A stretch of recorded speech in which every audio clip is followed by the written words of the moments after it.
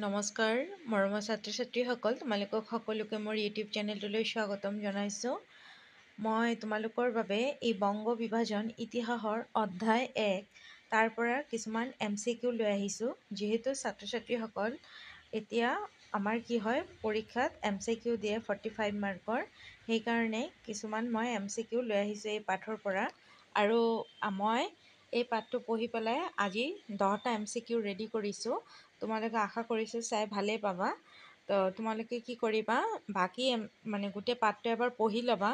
পঢ়ি পেলাই তাৰপিছত নিজেও চাবা কি ভিতৰৰ পৰা এডিশ্যনেল কুৱেশ্যন ওলাব পাৰা, সেইটো নিজে লিখি ল'বা। আৰু মই এই গোটেই চেপ্টাৰটো খুব ধুনীয়াকৈ পঢ়ি পেলাই খুব ধুনীয়াকৈ MCQ, অতি সংক্ষিপ্ত উত্তৰ, প্ৰশ্ন উত্তৰ, এনেকুৱা কিছুমান কুৱেশ্যন বাছি উলিয়াইছোঁ।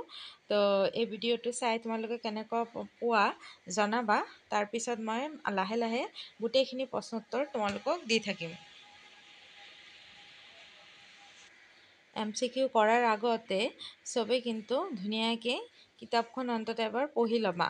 কাৰণ যেতিয়া তোমালোকে এই পাঠটি পঢ়িবা তেতিয়াহে তোমালোকে এনচাৰখিনি কৰিব পাৰিবা। আৰু মই MCQ বিলাক দি যাম, তোমালোকে নিজে নিজে চাবাচোন যে নিজে এনচাৰটো তোমালোকে আইডেণ্টিফাই কৰিব পাৰা নেকি। ঠিক আছে, আৰু ডেছক্ৰিপশ্যনত মই লিংকটো দি দিম। তোমালোকে এই 10টা কুৱেশ্যন এনচাৰ PDF-টো পাই যাবা। তাৰ পৰা তোমালোকে বহীত ধুনীয়াকৈ লিখি ল'বা। ঠিক আছে ছাত্ৰ ছাত্ৰীসকল, এতিয়া আহা আমি MCQ-সমূহ চাওঁ। প্ৰথম প্ৰশ্ন, বন্দিনী ভাৰত নামৰ নাটকখনৰ ৰচক কোন? অমৰনাথ নে গিৰীশ কুমাৰ নে অমৃতপ্ৰভা নে অম্বিকাগিৰি ৰায়চৌধুৰী? উত্তৰ কি হ'ব? অম্বিকাগিৰি ৰায়চৌধুৰী। তাৰপিছত আছে 2 নম্বৰ, 1905 খ্ৰীষ্টাব্দত কোন তাৰিখে বংগ বিভাজন কাৰ্যকৰী হৈছিল? উত্তৰ কি হ'ব? 16 অক্টোবৰ। মই 4টা অপশ্যনো দিছোঁ, তোমালোকে এনেকৈ অপশ্যন পাবা। আৰু MCQ কিন্তু খুব ধুনীয়াকৈ পঢ়িবা আৰু মেইন পাঠসমূহ খুব ভালকৈ পঢ়িবা। যিমান তোমালোকে পাঠটো ৰিভিজন দিবা সিমানেই MCQ কৰিব পাৰিবা। আৰু এই MCQ দিয়াৰ বাবে কিন্তু নম্বৰ উঠোৱাটো বহুত সহজ হৈছে।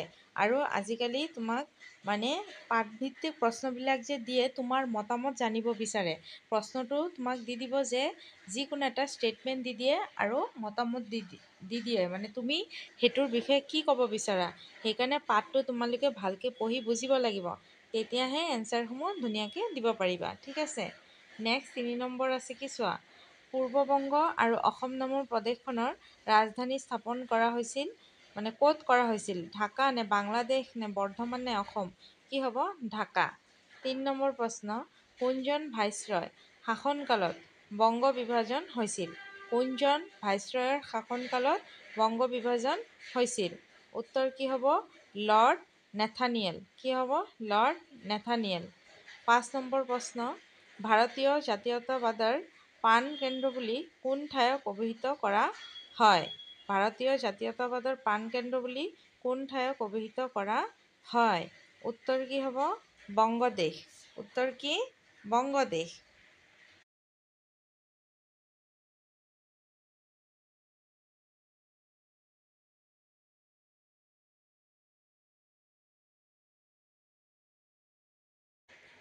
নেক্সট প্ৰশ্ন, যুগান্তৰ নামৰ সংবাদপত্ৰখন সম্পাদনা কোনে কৰিছিল? এতিয়া 4টা অপশ্যন আছে, ইয়াৰ পৰা উত্তৰ কি হ'ব? ভূপেন্দ্ৰনাথ দত্ত। 7 নম্বৰ, এই প্ৰশ্নবিলাক কিন্তু 1 মাৰ্কৰ কাৰণে MCQ ৰূপেও থাকিব পাৰে বা অতি সংক্ষিপ্ত আকাৰে উত্তৰ দিয়া তেনেকৈও থাকিব পাৰে। সেইকাৰণে তোমালোকে ভালকৈ পঢ়িবা আৰু নিজে নোচোৱাকৈ চেষ্টা কৰিবা যে এনচাৰ কৰিব পাৰা নেকি। 7 নম্বৰ, বংগদেশৰ একত্ৰীকৰণ কেতিয়া হৈছিল? বংগদেশৰ একত্ৰীকৰণ কেতিয়া হৈছিল? তো এতিয়া চোৱা, ইয়াত তোমালোকক দিছে 1911 খ্ৰীষ্টাব্দ 11 ডিচেম্বৰ নে 1911 খ্ৰীষ্টাব্দ 12 ডিচেম্বৰ নে 1910 খ্ৰীষ্টাব্দ 11 ডিচেম্বৰ নে 1911 খ্ৰীষ্টাব্দ 12 ডিচেম্বৰ। তো এতিয়া চোৱা, 1911 দি পেলাই 2টা চন আছে, আকৌ 1910 আৰু 11 দি পেলাই 2টা চন আছে। তো সেইকাৰণে তোমালোকে ইয়াত কনফিউজ হ'ব পাৰা। সেইকাৰণে খুব ভালকৈ মন কৰিবা যে চনটো আৰু তাৰিখটো কি আছিলে, এইটো মনত ৰাখিবলৈ চেষ্টা কৰিবা। উত্তৰ কি হ'ব? 1911 খ্ৰীষ্টাব্দ 12 ডিচেম্বৰ। 8 নম্বৰ কি আছে? বংগদেশৰ জাতীয় শিক্ষা পৰিষদ গঠন হৈছিল কিমান চনত? ঘ, উত্তৰ কি হ'ব? 1906 চনৰ 11 মাৰ্চত। ঠিক আছে। নেক্সট 9 নম্বৰ প্ৰশ্ন চোৱা। বেংগল কেমিকেলছ নামৰ উদ্যোগটোৰ প্ৰধান উদ্যোক্তা কোন আছিল? বেংগল কেমিকেলছ নামৰ উদ্যোগটোৰ প্ৰধান উদ্যোক্তা কোন আছিল? উত্তৰ কি হ'ব?